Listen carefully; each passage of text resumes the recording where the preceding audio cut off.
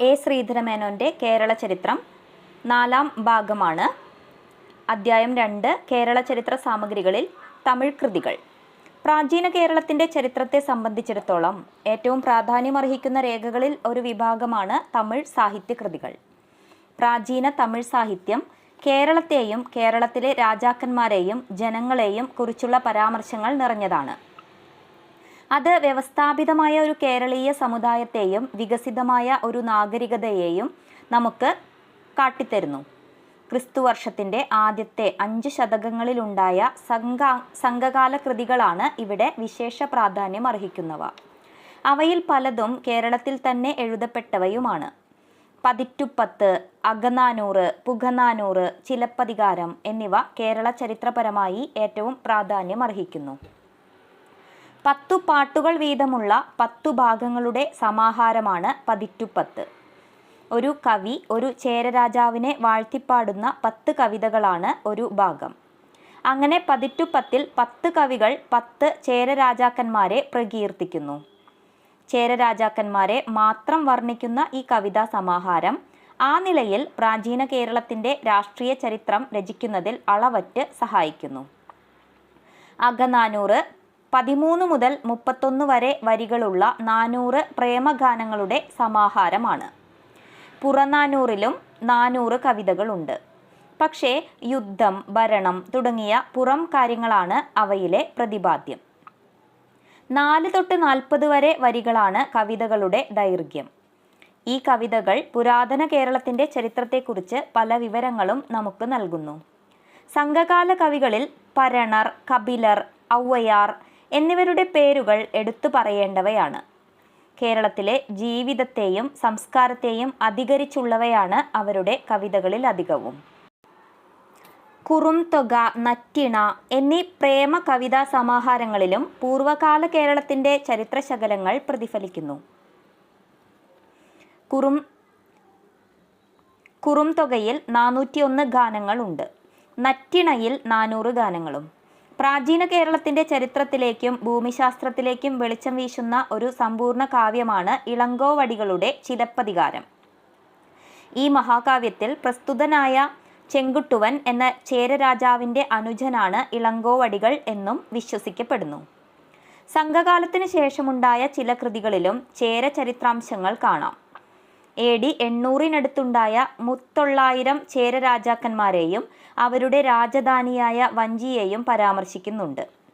ശൈവനായ നാരന്മാരുടെയും വൈഷ്ണവ ആഴ്വാരന്മാരുടെയും ഗാനങ്ങൾ കേരളത്തിലെ ക്ഷേത്രങ്ങളെ ഭക്തിപൂർവം സ്മരിക്കുന്നു. വൈഷ്ണസിദ്ധനും 2-ാം ചേര സാമ്രാജ്യത്തിൻ്റെ സ്ഥാപകനുമായ കുലശേഖര ആഴ്വാരുടെ AD 9-ാം ശതകത്തിൻ്റെ ആദ്യം പെരുമാൾ തിരുമൊഴി ചില ചരിത്രവസ്തുതകൾ ഉൾക്കൊള്ളുന്നു. AD 9-ാം ശതകത്തിൻ്റെ അവസാന കാലത്ത് ജീവിച്ചിരുന്ന മറ്റൊരു വൈഷ്ണവ സിദ്ധനായ നമ്മാഴ്വാർ ഷഡകോപൻ തിരുവനന്തപുരത്തെ ശ്രീ പത്മനാഭ ക്ഷേത്രം ഉൾപ്പെടെ കേരളത്തിലെ ഒട്ടേറെ വൈഷ്ണവ ക്ഷേത്രങ്ങളെ വാഴ്ത്തിയിട്ടുണ്ട്. അദ്ദേഹത്തിൻ്റെ തിരുവായ്മൊഴി പ്രധാനമാണ്. ചേക്കിഴാരുടെ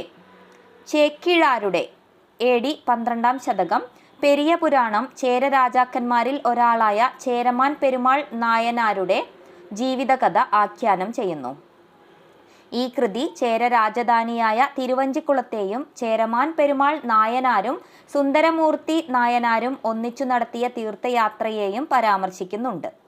12-ാം ശതകത്തിൽ ജീവിച്ചിരുന്ന ഒട്ടക്കൂത്തൻ തൻ്റെ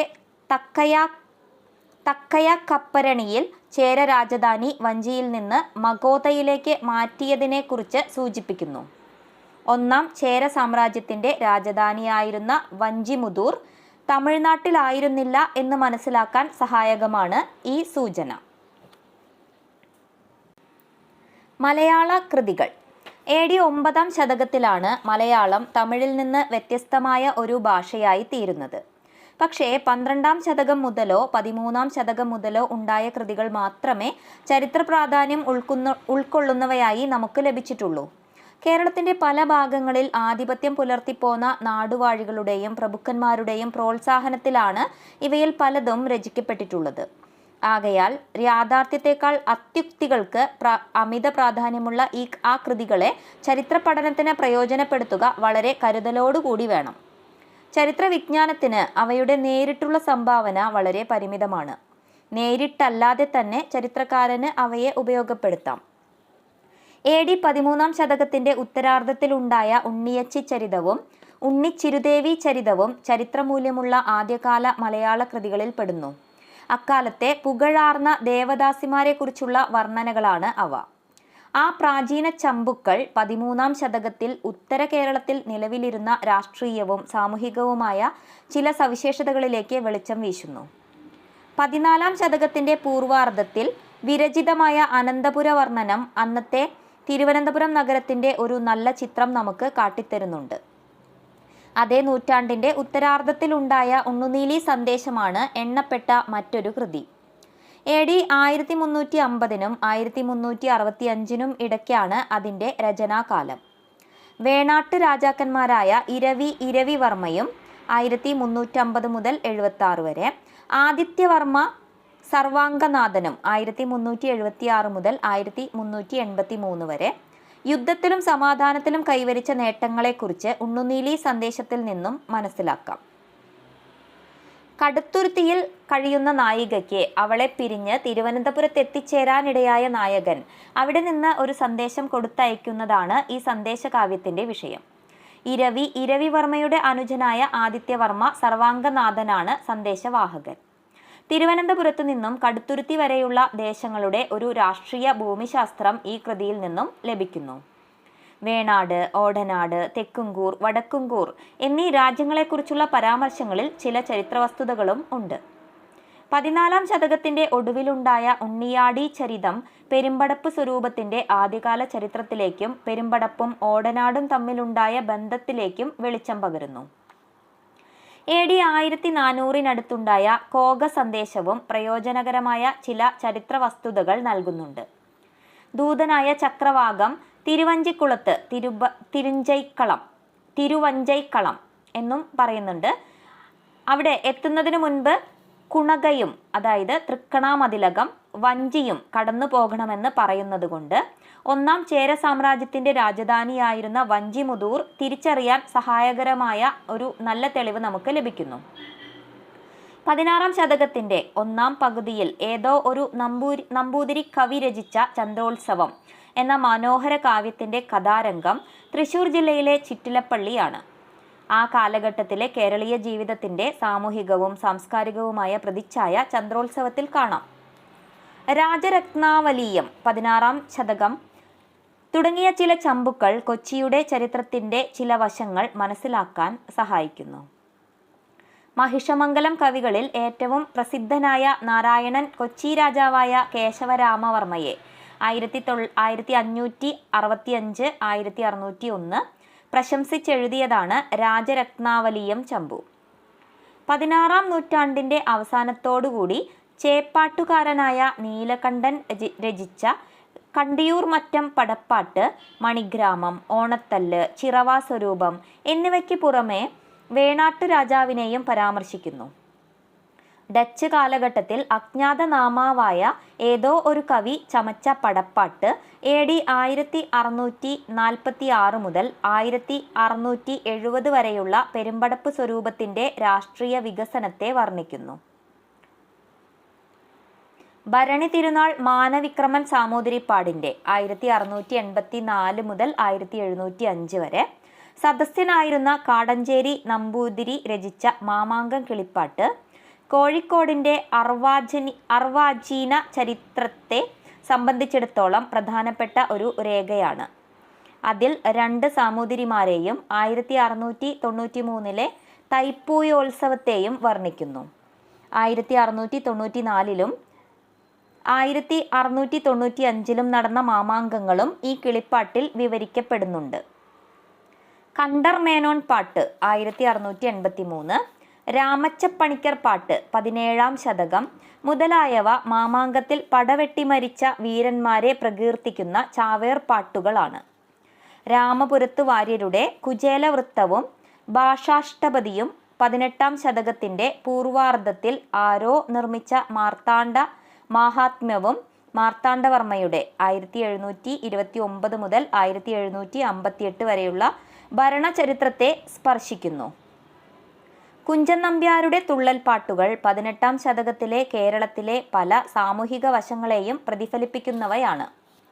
മേൽപ്പറഞ്ഞ സാഹിത്യകൃതികൾക്ക് പുറമെ ചരിത്രരചനയെ പരോക്ഷമായി സഹായിക്കുന്ന പല വ്യാമിശ്ര കൃതികളും മലയാളത്തിലുണ്ട്. സ്ഥലപുരാണങ്ങൾ, വീരഗാഥകൾ, ഗ്രന്ഥവരികൾ തുടങ്ങിയവ ഈ ഇനത്തിൽപ്പെടുന്നു. ക്ഷേത്രങ്ങളുടെ ഉത്ഭവവും ആദ്യകാല ചരിത്രവും വിവരിക്കുന്ന രേഖകളാണ് ക്ഷേത്രവരികൾ. വസ്തുതകളെ വളച്ചൊടിച്ചും വലുതാക്കിയും വിവരിക്കുന്ന ഈ രേഖകളെ സൂക്ഷിച്ചു വേണം കൈകാര്യം ചെയ്യാൻ. സ്ഥലപുരാണങ്ങൾക്ക് പുറമെ യഥാർത്ഥ ചരിത്രമൂല്യമുള്ള ചില പ്രമാണങ്ങളും ക്ഷേത്രങ്ങളിൽ കണ്ടെന്നു വരാം. ടിപ്പു സുൽത്താന്റെ ഉദ്യോഗസ്ഥനായിരുന്ന ഹൈദ്രോസ് കുട്ടിമൂപ്പൻ സുൽത്താന്റെ ആജ്ഞപ്രകാരം ഗുരുവായൂർ ക്ഷേത്രത്തിൽ നിത്യപൂജ നടത്താൻ ആണ്ടുചെലവ് അനുവദിച്ചു കൊടുത്തതിനെ പറ്റിയുള്ള രേഖ ഇതിനുദാഹരണമാണ്. കുമരനെല്ലൂർ ക്ഷേത്രത്തിലെ ഊരാളന്മാർക്ക് കുടിയാന്മാരുടെ മേൽ കൊല്ലും കൊലയും ഉണ്ടായിരുന്നതായി അവിടുത്തെ രേഖകൾ കൊണ്ട് കാണാം. സ്ഥലപുരാണങ്ങളെപ്പോലെയാണ് വീരാരാധന പ്രധാനങ്ങളായ പാട്ടുകളും. അവയിലും ചരിത്ര വസ്തുതകൾ കണ്ടെത്താം. കണിയാങ്കുളം പോരിൽ AD 1634 തിരുമല നായിക്കന്റെ സൈന്യങ്ങളുമായി ഏറ്റുമുട്ടി വീരമൃത്യു വരിച്ച ഇരവിക്കുട്ടിപ്പിള്ളയുടെ അപദാനങ്ങളെ പ്രകീർത്തിക്കുന്ന ഇരവിക്കുട്ടിപ്പിള്ള പോര് ചരിത്ര പ്രാധാന്യമുള്ള പാട്ടുകളിൽ ഒന്നാണ്. കോട്ടയം കേരളവർമ്മയെക്കുറിച്ചുള്ള പുതുവാദപ്പാട്ട് മാർത്താണ്ഡവർമ്മയും തമ്പിമാരും തമ്മിലുണ്ടായ മത്സരത്തെ അധികരിച്ചുള്ള വലിയ തമ്പി കുഞ്ഞുതമ്പി കഥ, രാജ കേശവദാസനെ പ്രകീർത്തിക്കുന്ന ദിവാൻ വെറ്റി എന്നിവ ചരിത്രാംശങ്ങൾ നിഴലിക്കുന്ന മറ്റു ചില തെക്കൻ പാട്ടുകളാണ്. ചരിത്ര പ്രാധാന്യത്തിൽ വടക്കൻ പാട്ടുകളും മികച്ചു നിൽക്കുന്നു. 17-ാം നൂറ്റാണ്ടിലോ 18-ാം നൂറ്റാണ്ടിലോ ഉണ്ടായ ഈ പാട്ടുകൾ മധ്യകാലത്തിലെ പല വീരനായകന്മാരെയും നായികമാരെയും അനശ്വരമാക്കിയിരിക്കുന്നു. തച്ചോളിപ്പാട്ടുകൾ 16-ാം ശതകത്തിൽ ജീവിച്ചിരുന്ന തച്ചോളി മേപ്പയിലെ കുഞ്ഞി ഒതേനന്റെ പൗരുഷ പ്രഭാവത്തെ വാഴ്ത്തുന്നു. പുത്തൂരം പാട്ടുകളാവട്ടെ ആരോമൽ ചേകവരുടെ കുടുംബത്തെക്കുറിച്ചുള്ളവയാണ്. 17-ാം ശതകമാണ് ആരോമൽ ചേകവരുടെ കാലം. കുഞ്ഞാലിമരക്കാർമാരുടെ വിക്രമങ്ങളെയും കേരളവർമ്മ പഴശ്ശിരാജാവിൻ്റെ സാഹസിക സമരത്തെയും ടിപ്പു സുൽത്താന്റെ ആക്രമണത്തെയും വിഷയമാക്കുന്ന പാട്ടുകളും ഉണ്ട്. ബ്രിട്ടീഷ് ആധിപത്യം സ്ഥാപിതമാകുന്നതിനു മുൻപ് ഉത്തര കേരളത്തിൽ നിലനിന്ന സാമൂഹിക ആചാരങ്ങളുടെയും സാമൂഹിക സ്ഥാപനങ്ങളുടെയും രസകരമായ ചിത്രങ്ങൾ നമുക്ക് കാട്ടിത്തരുന്നു. വടക്കൻ പാട്ടുകൾ. ബ്രിട്ടീഷ് ആധിപത്യം സ്ഥാപിതമാകുന്നതിനു മുൻപ് ഉത്തര കേരളത്തിൽ നിലനിന്ന സാമൂഹിക ആചാരങ്ങളുടെയും സാമൂഹിക സ്ഥാപനങ്ങളുടെയും രസകരമായ ചിത്രങ്ങൾ നമുക്ക് കാട്ടിത്തരുന്നു വടക്കൻ പാട്ടുകൾ. സിറിയൻ ക്രിസ്ത്യാനികളുടെ മാർഗംകളിപ്പാട്ട്, കല്യാണപ്പാട്ടുകൾ, പള്ളിപ്പാട്ടുകൾ മുതലായവയും മലബാർ മുസ്ലിങ്ങളുടെ മാപ്പിളപ്പാട്ടുകളും ചരിത്രകാരന് വേണ്ട പോലെ പ്രയോജനപ്പെടുത്താം. രാജകൊട്ടാരങ്ങളിലെ ഗ്രന്ഥപുരകളിൽ സൂക്ഷിച്ചിരിക്കുന്ന ഓലക്കരണങ്ങളാണ് ഗ്രന്ഥവരികൾ. രാജവംശങ്ങളുടെ ചരിത്രവും അതാത് രാജവംശങ്ങൾ ഭരണം നടത്തിപ്പോന്ന രാജ്യങ്ങളിലെ രാഷ്ട്രീയ സംഭവങ്ങളുമാണ് ഇവയിൽ പലതിൻ്റെയും ഉള്ളടക്കം. തിരുവനന്തപുരത്തെ മതിലകം ഗ്രന്ഥവരിയും കോഴിക്കോട്ടെ സാമൂതിരി മതിലകത്തെ ഗ്രന്ഥവരിയും ഇവയിൽ പ്രത്യേകം പരിഗണിക്കേണ്ടിയിരിക്കുന്നു. ഭരണാധികാരികൾ ഏർപ്പെടുത്തിയ സ്തുതി പാഠകന്മാരും പ്രശസ്ത രചയിതാക്കളുമാണ് ഈ ഗ്രന്ഥവരികൾ എഴുതിയിട്ടുള്ളത്. ആകയാൽ അവയിൽ ഒട്ടേറെ അത്യുക്തികളും അതിശയോക്തികളും കടന്നുകൂടിയിട്ടുണ്ട്. ആ നിലയ്ക്ക് അവ നല്ലവണ്ണം പരിശോധിച്ചേ ചരിത്ര സാമഗ്രികളായി സ്വീകരിക്കാൻ പാടുള്ളൂ. ചില സ്വകാര്യ കുടുംബങ്ങളിൽ സൂക്ഷിച്ചിട്ടുള്ള രേഖകളും ചരിത്ര പ്രമാണങ്ങൾ എന്ന നിലയിൽ വിലപ്പെട്ടവയാണ്. പെരിയ വീട്ടുമുതലിയാർ രേഖകൾ തിരുമല നായിക്കന്റെ തിരുവിതാംകൂർ ആക്രമണത്തെ 1634 ആക്രമണത്തെ കുറിക്കുന്ന ആദ്യ രേഖകളാണ്. ചേന്നമംഗലത്ത് പാലിയത്തു നിന്നും ഈ വിധം ചരിത്രമൂല്യമുള്ള രേഖകൾ കണ്ടുകിട്ടിയിട്ടുണ്ട്. യവനരേഖകൾ. വിദേശ സഞ്ചാരികളുടെ വിവരണക്കുറിപ്പുകൾ കേരള ചരിത്ര രചനയിൽ ഏതദ്ദേശീയ രേഖകളുടെ കുറവ് നികത്തുന്നു.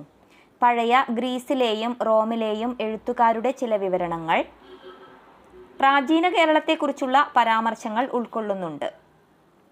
ഇന്ത്യയിലെ ഗ്രീക്ക് അംബാസഡർ ആയിരുന്ന മെഗസ്തനീസ് അന്നത്തെ ഭാരതത്തെക്കുറിച്ച് എഴുതിയ കുറിപ്പുകളിൽ കേരളത്തെ പറ്റിയും പറഞ്ഞു കാണുന്നു. പ്ലീനിയും AD 1-ാം Satakam ചെങ്കടലിലൂടെയുള്ള ഭൂപര്യടനം Periplus of the എറിത്തിയൻ see എന്ന ഗ്രന്ഥത്തിന്റെ അജ്ഞാതകർത്താവും AD 1-ാം ശതകം ടോളമിയും AD 2-ാം ശതകം പ്രാചീന കേരളത്തിന്റെ രൂപരേഖ കണ്ടുപിടിക്കാൻ സഹായിക്കുന്ന ഭൂമിശാസ്ത്രകാരന്മാരാണ്. ഇവിടുത്തെ രാജാവിനെ കെരോബോത്രോസ് എന്നും രാജ്യത്തെ ലിമുരിഗെ എന്നുമാണ് ഭൂപര്യടനക്കാരൻ പെരിപ്ലസ്കാരൻ പരാമർശിക്കുന്നത്. കെരോബോത്രോസ് വസിക്കുന്ന രാജ്യമായ ലിമുരിഗെയുടെ തലസ്ഥാനം കരൗര ആണെന്ന് ടോളമി പറയുന്നു. മുസിരിസ്, തിൻഡിസ്, ബറക്കെ തുടങ്ങിയ തുറമുഖങ്ങളിലൂടെ കേരളം റോമുമായി നടത്തിപ്പോന്ന വിപുലമായ വാണിജ്യത്തെക്കുറിച്ചുള്ള വിശദവിവരങ്ങൾ ഈ ലേഖകന്മാരെല്ലാം നൽകുന്നുണ്ട്. മുസിരിസിനടുത്ത് ഒരു അഗസ്റ്റസ് ദേവാലയം ഉണ്ടായിരുന്നതായും റോമൻ വാണിജ്യത്തിന്റെ സുരക്ഷിതത്വത്തിനു വേണ്ടി ഒരു സ്ഥിരം റോമൻ സൈന്യത്തെ നഗരത്തിൽ താമസിപ്പിച്ചിരുന്നതായും ഒരു കൂട്ടം റോമൻ ഭൂപടങ്ങളുടെ തെളിവിൽ ചിലർ ചൂണ്ടിക്കാണിക്കുന്നു. പ്യൂട്ടിൻഗേറിയൻ ടേബിൾസ് എന്നറിയപ്പെടുന്ന ഈ ഭൂപടങ്ങൾ AD 226 റോമിലെ ചുവർ ചിത്രങ്ങളിൽ നിന്ന് പകർത്തിയെടുത്തവയാണത്രേ. പക്ഷേ ഈ തെളിവിന്റെ വിശ്വാസ്യതയെ പല ഗ്രന്ഥകാരന്മാരും നിഷേധിക്കുകയാണ്. ടോളമി കഴിഞ്ഞാൽ കേരളത്തെക്കുറിച്ചെഴുതിയ പ്രാമാണികനായ ലേഖകനാണ് ബൈസാൻഡിയൻ പുരോഹിതനായ കോസ്മോസ് ഇൻഡിക്കോ പ്രീസ്തുസ്. അദ്ദേഹത്തിന്റെ ഭാരതീയ ക്രിസ്തുമത വിവരണങ്ങൾ ടോപ്പോഗ്രാഫിയ ഇൻഡിക്ക ക്രിസ്റ്റ്യേന എന്ന ഗ്രന്ഥം കൊല്ലത്തെ മാലിയെ കുറിച്ചുള്ള ഏറ്റവും പഴക്കം ചെന്ന പരാമർശവും കേരളത്തിലെ ക്രിസ്തുമതത്തെക്കുറിച്ചുള്ള അസന്നിഗ്ധമായ ആദ്യത്തെ തെളിവുകളും ഉൾക്കൊള്ളുന്നു. ചൈനീസ് വിവരണങ്ങൾ. ചൈനീസ് വിവരണങ്ങളിലും പ്രാചീന കേരളത്തെക്കുറിച്ചുള്ള ചരിത്ര വസ്തുതകൾ കാണാം. AD 7-ാം ശതകത്തിൽ ഭാരതം സന്ദർശിച്ച ഹ്യൂൻസാങ് കേരളത്തിലും വന്നിരുന്നതായി ചില ഗ്രന്ഥകാരന്മാർക്ക് അഭിപ്രായമുണ്ട്. ഈ അഭിപ്രായം സ്വീകാര്യമല്ല. ഇദ്ദേഹം കാഞ്ചീപുരം വരെ മാത്രമേ വന്നിരുന്നുള്ളൂ എന്നും കേരളം സന്ദർശിക്കാതെ തിരികെ പോകുകയാണുണ്ടായതെന്നും ഇപ്പോൾ പൊതുവെ അംഗീകരിക്കപ്പെട്ടിരിക്കുന്നു. വാങ് തയ്യുവാൻ എന്ന ഒരു ചീന കച്ചവടക്കാരൻ 1330-നും 1349-നും ഇടയ്ക്ക് ഒട്ടേറെ വിദേശ രാജ്യങ്ങൾ സന്ദർശിക്കുകയും താവോ ഈ ചിലി ദ്വീപുകളിലെ അപരിഷ്കൃത ജനങ്ങളെക്കുറിച്ചുള്ള വിവരണം എന്ന പേരിൽ ഒരു ഗ്രന്ഥം എഴുതുകയും ചെയ്തു. അതിൽ കേരള തീരത്തുള്ള കായംകുളം, ഏഴിമല, കോഴിക്കോട് എന്നീ സ്ഥലങ്ങളെക്കുറിച്ചുള്ള ദൃക്സാക്ഷി വിവരണങ്ങളുണ്ട്. 15-ാം ശതകത്തിൽ മാഹ്വാൻ എന്ന ചീനക്കാരനായ മുസ്ലിം സഞ്ചാരിയും കേരളത്തെക്കുറിച്ച് എഴുതിയിട്ടുണ്ട്. കൊച്ചിയെയും കോഴിക്കോടിനെയും കുറിച്ചുള്ള അദ്ദേഹത്തിന്റെ കുറിപ്പുകൾ ശ്രദ്ധാർഹങ്ങളാണ്. ലോകത്തിന്റെ നാനാഭാഗത്തു നിന്നും കച്ചവടക്കാർ എത്തിച്ചേരാറുണ്ടായിരുന്ന ഒരു വലിയ വാണിജ്യ കേന്ദ്രമായിരുന്നു മാഹ്വാന്റെ സന്ദർശന കാലത്ത് കോഴിക്കോട്. അവിടുത്തെ തുറമുഖത്തെയും നഗരത്തെയും അദ്ദേഹം രസകരമായി വിവരിക്കുന്നുണ്ട്. കൊച്ചിയെക്കുറിച്ച് ആദ്യമായി എഴുതുന്ന വിദേശ ലേഖകനും മാഹ്വാനാണ്. അദ്ദേഹം കൊച്ചിയിലെ തുറമുഖത്തെയും രാജാവിനെയും ജനങ്ങളെയും കുറിച്ച് പ്രസ്താവിക്കുന്നു. അറബികളുടെ വിവരണങ്ങൾ. അറബികളായ സഞ്ചാരികളുടെയും ഭൂമിശാസ്ത്രകാരന്മാരുടെയും വിവരണങ്ങൾ 9-ാം ശതകം മുതലുള്ള കേരളത്തിന്റെ ചരിത്രം രചിക്കുന്നതിൽ വളരെ പ്രയോജനകരമാണ്. കേരളത്തെക്കുറിച്ച് ആദ്യം എഴുതിയ അറബികളിൽ പ്രമുഖനാണ് സുലൈമാൻ എന്ന കച്ചവടക്കാരൻ. AD 851 അദ്ദേഹം കേരളത്തിൽ വന്നതായി വിശ്വസിക്കപ്പെടുന്നു. അദ്ദേഹം കേരളത്തിൽ വന്നിട്ടില്ലെന്നും കേട്ടറിഞ്ഞ വിവരങ്ങൾ വച്ചുകൊണ്ടാണ് കേരളത്തെക്കുറിച്ച് എഴുതിയതെന്നും കരുതുന്നവരുമുണ്ട്. അക്കാലത്ത് കൊല്ലമായിരുന്നു തെക്കേ ഇന്ത്യയിലെ ഏറ്റവും മികച്ച തുറമുഖമെന്നും ചീന കപ്പലുകൾ പേർഷ്യയിൽ നിന്നുള്ള മടക്കയാത്രയിൽ കൊല്ലത്തു മാത്രമേ അടുക്കാറുണ്ടായിരുന്നുള്ളൂ എന്നും അദ്ദേഹം രേഖപ്പെടുത്തുന്നു. മറ്റൊരു മുസ്ലിം ലേഖകനായ ഇബ്ൻ ബുർദാബ്ദി AD 844-848 മലബാർ തീരത്തെക്കുറിച്ചും ബഹട്ടനിൽ നിന്നും സരൺ ദ്വീപിലേക്ക് സിലോണിലേക്ക് അരി കയറ്റുമതി ചെയ്തിരുന്നതിനെക്കുറിച്ചും പരാമർശിക്കുന്നു. 10-ാം ശതകത്തിൽ കേരളത്തെപ്പറ്റി എഴുതിയിട്ടുള്ള അറബി ലേഖകന്മാരാണ് ഇബ്നുൽ ഫക്കി 902, ഇബ്സ്റ്റൻഡ 903, അബു സെയ്ദ് 915, മസൂദി 945, 955 എന്നിവർ. ഇവരിൽ മസൂദി മാത്രമേ നേരിട്ട് കേരളത്തിൽ വന്നിട്ടുള്ളൂ. ഈ അറബി ലേഖകന്മാരിൽ ഏറെ പേരും സുലൈമാന്റെ വിവരണങ്ങളെ ആവർത്തിക്കുകയല്ലാതെ പുതിയ വിവരമൊന്നും നൽകുന്നില്ല. മധ്യകാലങ്ങളിലെ പ്രസിദ്ധനായ മറ്റൊരു മുസ്ലിം സഞ്ചാരിയാണ് അൽബറൂണി, 973 മുതൽ 1048 വരെ. പക്ഷേ അദ്ദേഹം കേരളത്തെക്കുറിച്ച് പറയത്തക്ക വിവരമൊന്നും നൽകുന്നില്ല. ഇദ്രീസിയും AD 1154, യാഗൂദും AD 1189 മുതൽ 1223 വരെ കേരളത്തിലെ സമുദ്രതീര നഗരങ്ങളെക്കുറിച്ചും ജനങ്ങളുടെ ജീവിത സമ്പ്രദായത്തെക്കുറിച്ചും വിവരിക്കുന്നുണ്ട്. മറ്റൊരു അറബി സഞ്ചാരിയാണ് റഷീദുദ്ദീൻ 1247 മുതൽ 1281 വരെ. അദ്ദേഹം വടക്കേ മലബാറിലെ കോലത്തുനാടിൻ്റെ അന്നത്തെ അവസ്ഥയെക്കുറിച്ച് നൽകുന്ന വിവരങ്ങൾ വിലയേറിയവയാണ്. മറ്റുള്ളവരുടെ ഗ്രന്ഥങ്ങളെ ആസ്പദമാക്കി ഇന്ത്യയെക്കുറിച്ച് ഒരു വിവരണം തയ്യാറാക്കിയ ഭൂമിശാസ്ത്രകാരനായ അൽ-കസ്വിനി AD 1263 മുതൽ 1275 വരെ കൊല്ലത്തെക്കുറിച്ച് ചില വിവരങ്ങൾ നൽകുന്നുണ്ട്. മലബാറിനെ പറ്റി എഴുതിയിട്ടുള്ള മറ്റ് 2 മുസ്ലിം ലേഖകന്മാരാണ് ദിമിഷ്കി AD 1325, അബുൽ ഫിദ 1273 മുതൽ 1331 വരെയും. 13-ാം നൂറ്റാണ്ടിലെയും 14-ാം നൂറ്റാണ്ടിലെയും കേരള ചരിത്രം രചിക്കുന്നതിന് അവരുടെ വിവരണങ്ങൾ സഹായകമാണ്. അവർ സൂചിപ്പിച്ചിട്ടുള്ള സ്ഥലങ്ങളിൽ ഏഴിമലയ്ക്കും പ്രത്യേകം പ്രാധാന്യമുണ്ട്. ഭൂഗോള സഞ്ചാരിയായ ആഫ്രിക്കക്കാരൻ ഇബ്നു ബത്തൂത്ത AD 1342 മുതൽ 1347 വരെ നൽകുന്ന വിവരങ്ങൾ മേൽപ്പറഞ്ഞവയുടെ അഭിപ്രായങ്ങളെ ശരിവെക്കുന്നു. ഇബ്നു ബത്തൂത്ത 6 തവണ കോഴിക്കോട് സന്ദർശിച്ചു. കോഴിക്കോട്ടെ തുറമുഖത്തെയും രാജാവിനെയും ജനങ്ങളെയും കുറിച്ച് രസകരമായ പല അറിവുകളും അദ്ദേഹത്തിൽ നിന്ന് ലഭിക്കുന്നു. ഇബ്നു ബത്തൂത്ത കൊല്ലവും സന്ദർശിക്കുകയുണ്ടായി. ഐശ്വര്യപൂർണമായ അങ്ങാടികളും സമ്പന്നരായ കച്ചവടക്കാരുമുള്ള കൊല്ലം കേരളത്തിലെ ഏറ്റവും നല്ല നഗരമാണ് എന്ന് അദ്ദേഹം പറയുന്നു. അവിടുത്തെ കുരുമുളക് കച്ചവടത്തെയും തുറമുഖത്തേക്കടുക്കുന്ന കൂറ്റൻ ചീനക്കപ്പലുകളെയും കുറിച്ച് അദ്ദേഹം പ്രത്യേകം പ്രസ്താവിക്കുന്നുണ്ട്. മറ്റ് എല്ലാ അറബി ലേഖകന്മാരെക്കാളും കൂടുതൽ വസ്തുനിഷ്ഠമായി കാര്യങ്ങൾ നോക്കിക്കാണുകയും രേഖപ്പെടുത്തുകയും ചെയ്തിട്ടുള്ളത് ഇബ്ൻ ബത്തൂത്തയാണ്. ആകയാൽ മുൻഗാമികളുടേതിനേക്കാൾ കൂടുതൽ സൂക്ഷ്മവും വിശ്വാസയോഗ്യവുമാണ് കേരളത്തെക്കുറിച്ച് അദ്ദേഹം നൽകുന്ന വിവരണങ്ങൾ. അറബി ലേഖകന്മാരിൽ അധികം പേരും കേട്ടുകേൾവിയെ മാത്രം അടിസ്ഥാനമാക്കി കേരളത്തിലെ ജീവിത സമ്പ്രദായത്തെപ്പറ്റി അവിശ്വസനീയമായ കഥകൾ എഴുതി പിടിപ്പിച്ചവരാകയാൽ അവരുടെ അഭിപ്രായ പ്രകടനങ്ങളെ നിഷ്കൃഷ്ടമായി പരിശോധിച്ചിട്ടു മാത്രമേ ചരിത്രകാരൻ സ്വീകരിക്കാവൂ.